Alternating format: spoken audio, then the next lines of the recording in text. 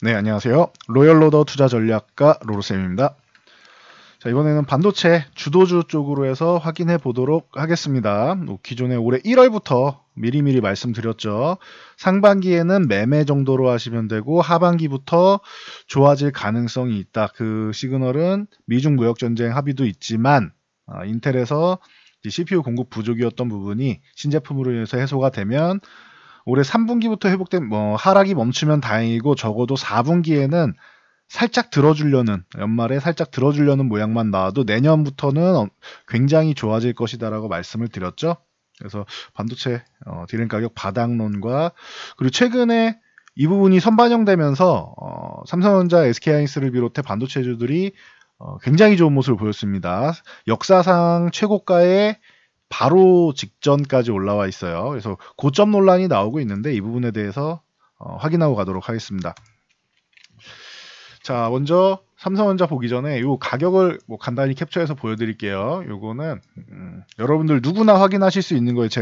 저만 보는 게 아니고 그냥 디램 익스체인지 가면은 다 나와 있는 겁니다. 그래서 반도체 가격이 항상 여러분들 반도체 확인하시는 분들은 매매하시는 분들은 디램 익스체인지랑 필라델피아 반도체 지수 정도는 보시면 좋아요. 그래서 디램, 플래시 그리고 웨이퍼 가격 같은 경우 다 나와 있으니까 그 정도는 확인하시면 도움이 되실 거고 간단하게만 설명드릴게요. 저 부분 다 보기 어려우시니까 최근에 반도체 가격이 4분기에 살짝 들어주면 좋다라고 했는데 블랙 프라이데이 전후 해서 살짝 올라오고 있어요. 그래서 최근 1개월 기준으로 한 이게 10% 정도, 10.3% 정도 상승한 상황입니다. 지금 반도체 D램, DDR4 8기가 기준이에요. 그래서 제일 많이 판매되는 제품이니까 참고하시고요. 10.3% 지금 상승을 했다. 한 달. 그리고 일주일 사이에는 0.1% 상승했는데 이게 크리스마스 전후로는 보통 이제 모멘텀이 좀 정체돼요. 그리고 가격이 바닥에서 살짝 올라오니까 눈치 보는 거예요. 이거 더 올라가려나 아니면은 다시 내려가려나 눈치 보는 사람들도 분명히 나온단 말이에요. 그러니까 거래량이 조금 부진하다 정도로 보시면 될 것 같아요. 그래도 최근에 작년부터 해서 이렇게 좀 어렵게 흘러갔던 반도체 가격이 올해만 해도 반토막이가 이렇게 떨어졌는데 이 가격이 하락을 멈추기 시작하는 게 이게 한 3분기 정도에 멈추기면 좋고 4분기에 살짝 들어주기 시작하면 좋다 했는데 요 살짝 들어주기 시작하는 모습이 나오고 있다. 이 예상했던 모습 그대로 나오는 게 포인트예요. 주가는 6개월 정도 선반영될 가능성이 높다라고 말씀드렸죠. 기억나실 겁니다. 올해 1월부터 해가지고 6개월 정도 선반영이 된다 해서 8월, 9월 해서 바닥 다지고 9월부터 좋은 모습이 나오기 시작했죠. 삼성전자 비롯해서 반도체주들 다. 그래서 6개월 정도 선반영 됐다. 그럼 내년부터는 반도체 가격이 좋아진다라는 부분에 이의가 없겠죠. 그리고 여러분들이 확인할 수 있는 게 인텔에서 지금 신제품이 출시가 돼서 노트북부터 시작해서 아이스레이크, 커피레이크에서 잘 판매가 되고 있고 그리고 그것도 중요하지만 더 좋은 거는 AMD라는 경쟁자가 사실 인텔의 게임이 안 됐었는데 리사수 CEO가 부임하면서부터 올해 여름에 CPU 라이젠을 출시했는데 가성비가 너무 좋은 거죠. 그러다 보니 인텔에서도 그 고가 정책만 추구하던 인텔이 CPU 가격을 다운시키기 시작했습니다. 이러면은 항상 말씀드리지만 컴퓨터 구매할 때 우리가 가격을 측정하잖아요. 300만 원이다, 400만 원이다, 아니면 저가형으로 200만 원이다. 이렇게 가격을 측정해 놓고 부품을 맞춘단 말이에요. 대부분 이렇게 하실 거라고 저는 생각합니다.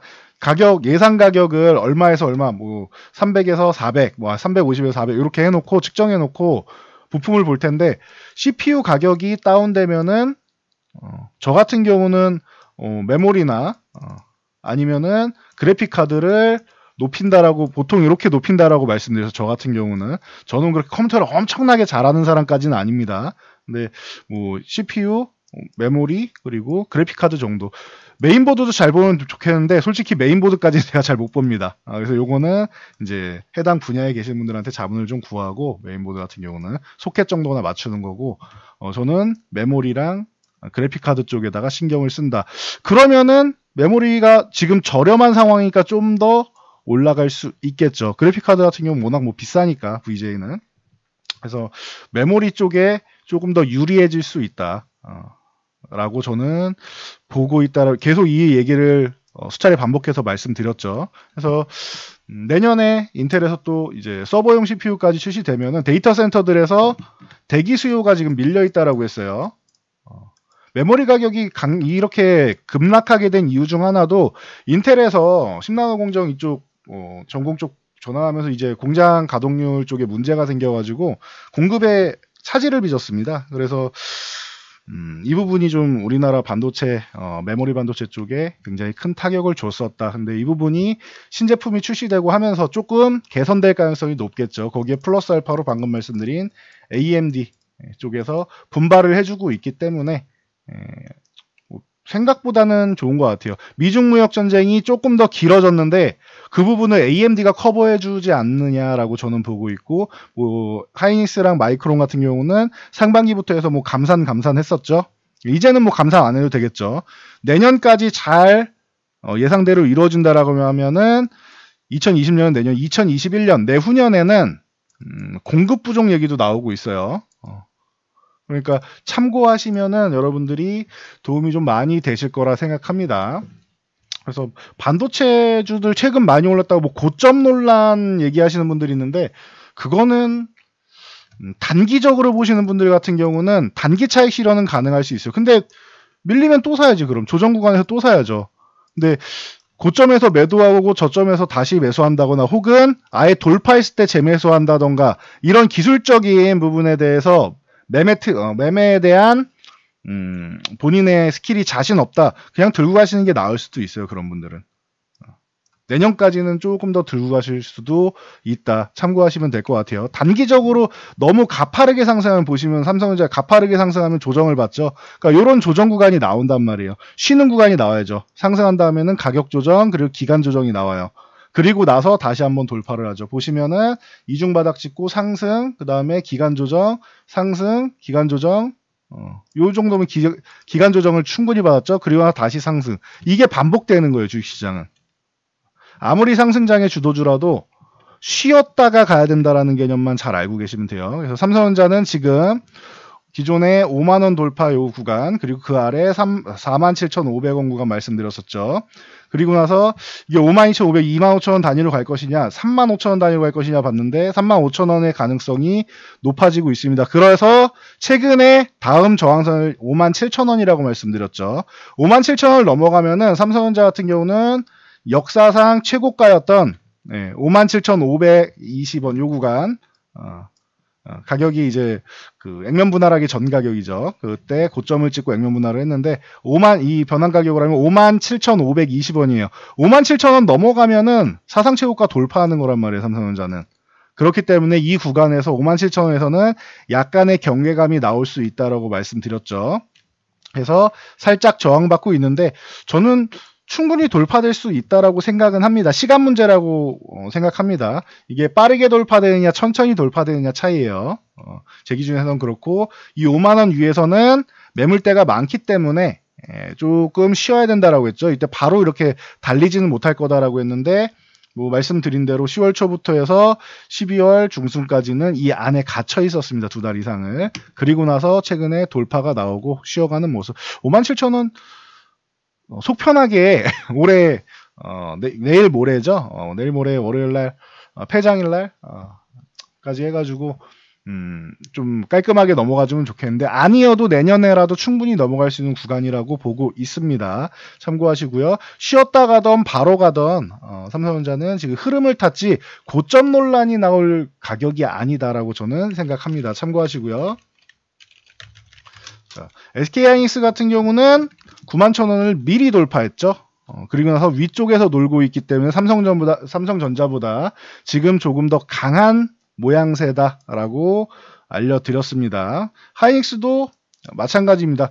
과거에 이때 IT 버블 때 시절을 제외하면은 이것까지 칠 수는 없고, 저 시기를 제외하면은 이제 97,700원이 이제 최고가라고 봐야 되는데, 뭐 이 최고가도 얼마 남지 않았죠. 지금 현재 96,000원이고 97,000원 쪽 두들기고 있으니까 조금만 올라가면 되는 거죠. 다음 저항은 10만 원으로 보고 있습니다. 참고하시면 될 것 같습니다. 자, 그리고 DB하이텍. 파운드리 쪽이 참 좋죠. TSMC가 뭐 삼성전자를 뭐 뛰어넘어갈 정도로 엄청나게 파운드리 쪽이 좋습니다. 그래서 DB하이텍도 같이 영향을 받아서 굉장히 좋은 모습 보였는데 이 26,000원에서 27,000원 사이 이 구간을 쉽게 넘어가는 게 좀 어렵지 않을까 싶었는데 생각보다 더 잘 가고 있어요. 근데 저희는 뭐 한번 정리하고 가도 이미 2배 이상 올라온 가격이기 때문에 뭐 후회는 없는 것 같습니다. 저희는 DB하이텍 같은 경우는 최근에 급반등을 했기 때문에 너무 가파르게 올라왔기 때문에 더 갈 수도 있겠지만 그 부분은 그냥 포기하고 그거 더 가면 내 거 아니다 생각하고 좀 정리하는 방향으로 잡고 있으니까 참고하시면 될 것 같아요. 자, 실리콘웍스 같은 경우 이제 이 종목이 뭐 LG그룹 계열 쪽으로 이제 남아 있는 반도체 디스플레이 쪽으로 해서 이제 뭐 팹리스 쪽으로 좀 여러분들이 볼만한 종목이다라고 했는데 요 대신 이 구간 이탈하면 안 된다고 했죠. 37,000원 이탈하면은 안 보는 게 낫다. 그리고 나서 이걸 회복할 때 보면은 이제 37,000원에 4만원 사이에 있으면은 중립적인 거고 4만원 넘어가면 강세 구간이다라고 했는데 4만원 다 왔네요. 실리콘웍스도 바닥권에서부터 힘내서 잘 올라왔습니다. 다행인 것 같습니다. 보유하신 분들 꽤 있었을 텐데 만약에 현재 보유하고 계신다면 4만원 돌파를 잘 보시면 될 것 같아요. 넘어간다. 아, 강세 구간 들어가는구나. 다음은 44,000원이구나 생각하시면 됩니다. 다음 테스 같은 경우 뭐 하이닉스랑 뭐 워낙 같이 동조해서 잘 움직이니까 25,000원 벌써 넘어갔어요. 안착되는지 조금 더 봐야 돼요.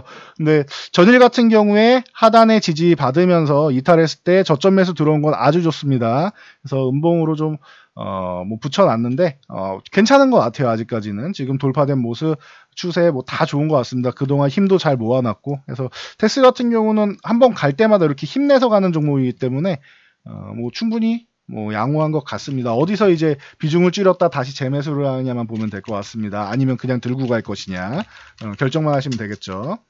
자, 원익 IPS도 마찬가지입니다. 34,500원 이 구간을 한 차례 저항받고 쉬었는데 그리고 다시 돌파 시도 나오고 밀리면서 어려운가 했는데 다시 거래량 상승할 때마다 거래량을 붙여주는 게 아주 좋은 것 같아요. 원익 IPS도. 그래서 이 종목 뭐 순수 반도체라기보다는 OLED랑 같이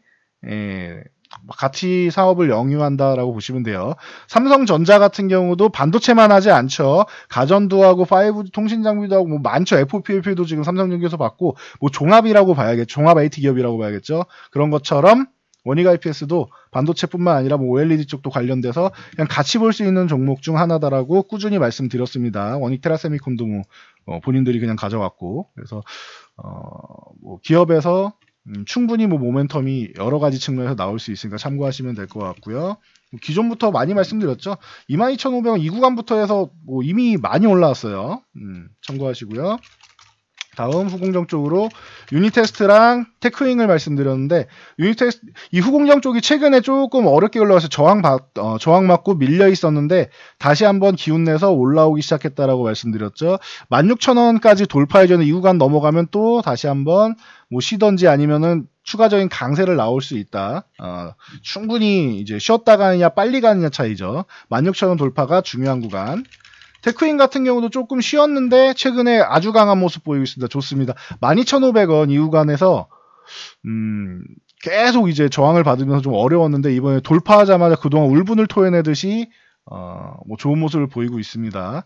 이 구간에서 워낙 뭐 길게 보시면은 올해 내내 이 구간에 있었단 말이에요. 그렇기 때문에 힘을 굉장히 많이 모아놨습니다. 테크인 같은 경우는. 그래서 참고하시면 될 것 같아요. 지금 뭐 가능성이 충분하지 않나 생각됩니다.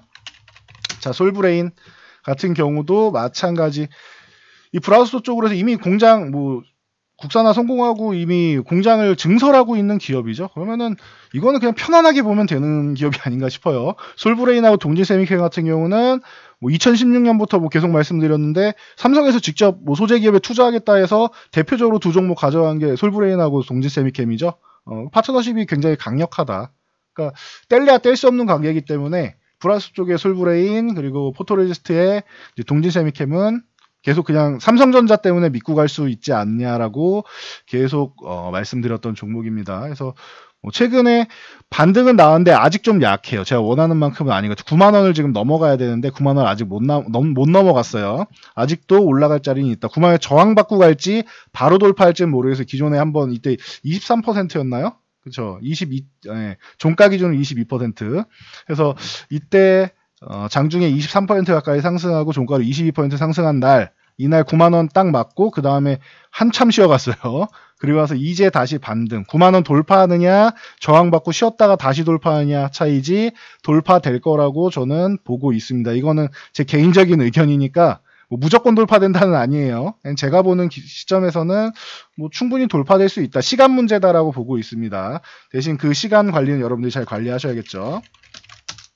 자, 동지세미캠 같은 경우도 마찬가지죠. 17,500원 요 구간에서 걸렸는데 이거는 돌파될 구간이라서 걱정하지 않는 구간이다라고 기존에도 많이 말씀드렸죠. 돌파 시도는 나왔는데 솔브레인하고 똑같아요. 쉬고 있습니다.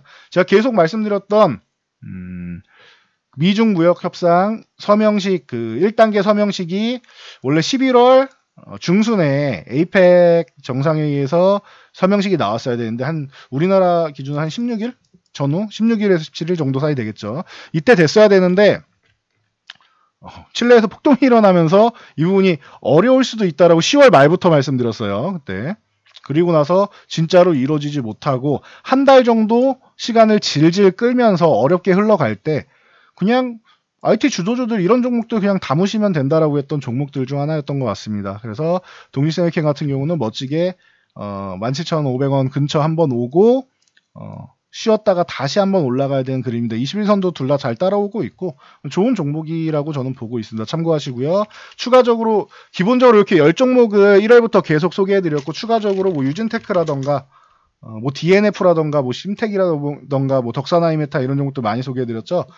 반도체 그 외에도 너무 많다고 말씀드렸어요. 반도체 관련주는 여러분들이 찾으면 찾을수록 계속 나와요. 근데 중요한 건 시장의 중심이 되는 반도체주를 해야지 소외돼 있는 반도체주 괜히 건드리면은 안 올라갑니다. 그러니까 잡주들 건드리지 마세요. 탄탄한 종목들만 하셔도 여러분들이 수익 내는 데는 전혀 무리 없을 겁니다. 굉장히 좋은 수익 날 수 있습니다.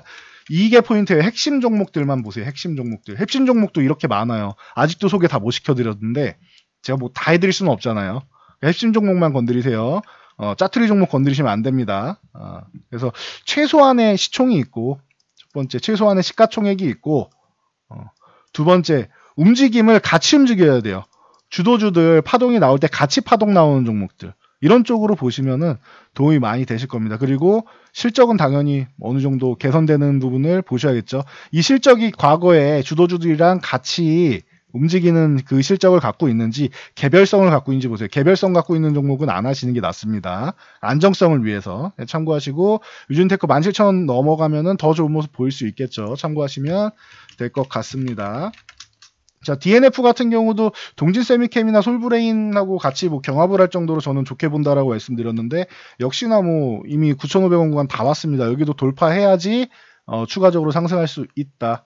이 개념만 잘 알고 가시면 돼요. 반도체 종목들 지금 너무 좋은데 단기적으로 상승한 너무 급등한 종목들은 이렇게 잠깐 쉴 수는 있어요. 근데 이게 고점은 아니에요. 고점 논란을 나올 정도는 아니에요. 반도체 가격이 이렇게 내려왔다가 이제 바닥에서 살짝 고개 드는 정도예요.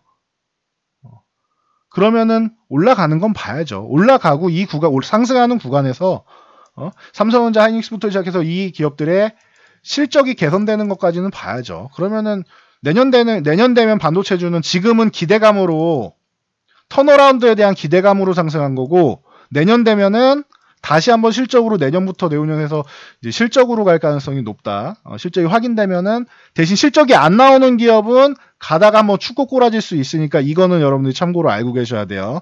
무조건적으로 좋게 보시면 안 되고 실적이 잡히는 기업들 중심으로 보는 게 좋다. 내년도 되면은. 그래서 여기까지 말씀드릴게요. 고점 논란?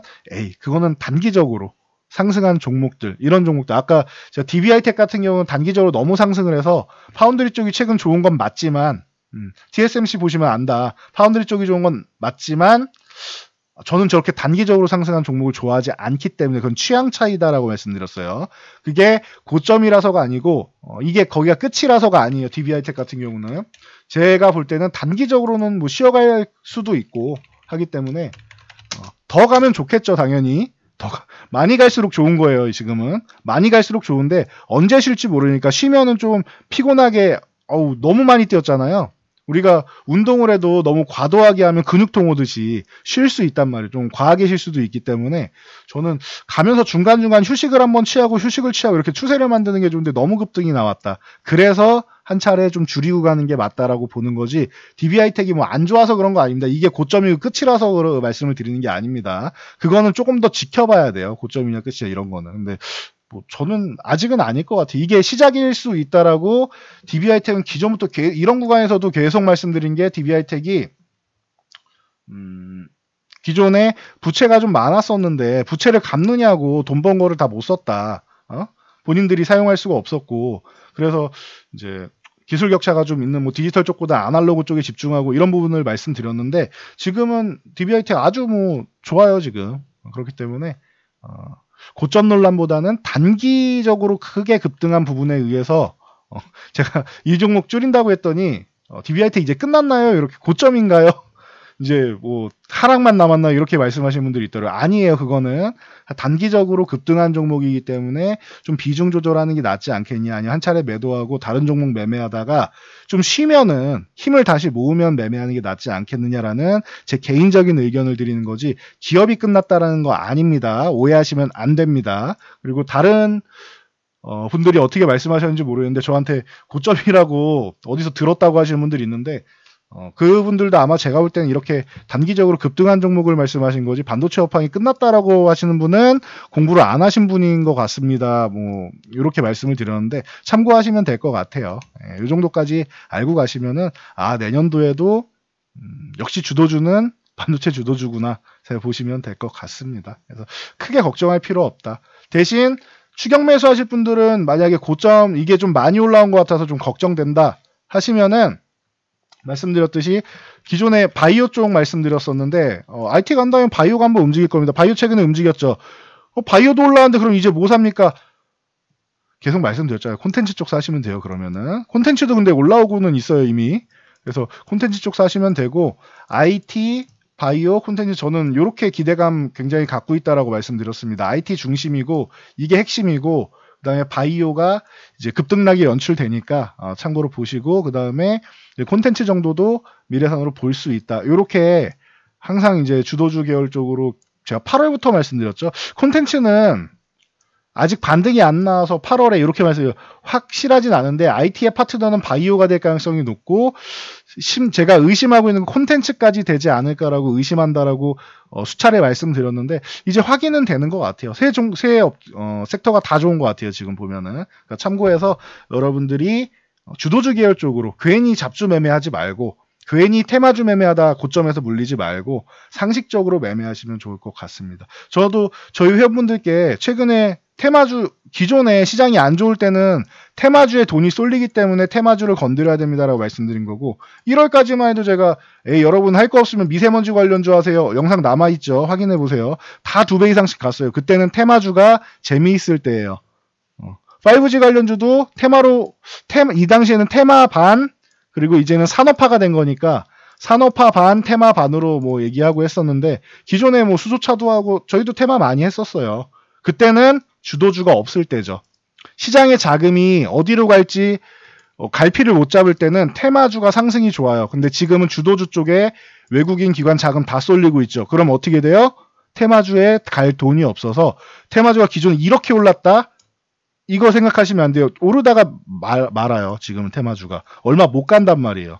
요즘에 테마주 해보신 분들 알 거예요. 왜 자꾸 물리지? 기존엔 수익 났었는데 지금 테마주에 돈이 가는 장이 아니라서 그래요. 이것까지만 알고 계셔도 여러분들이 이번 시장에서 테마주에 물리지 않고 주도주 쪽으로 해서 수익 내는 데는 어렵지 않을 거라고 생각합니다. 뭐 어려우신 분들이야 뭐 저희 쪽 회원 문의하시면 되겠죠. 그래서 여기까지 정리해드리면은 제가 볼 때는 이번 주말에 굉장히 큰 거 많이 얻어가시고 내년 포트폴리오 준비도 걱정 없으실 거라고 생각합니다. 자, 저는 여기까지 하고 물러가도록 하겠습니다. 여러분들의 좋아요와 댓글은 영상 제작에 큰 힘이 됩니다. 모두 잘 참고해서 주도주로 성공 투자하시기 바랍니다.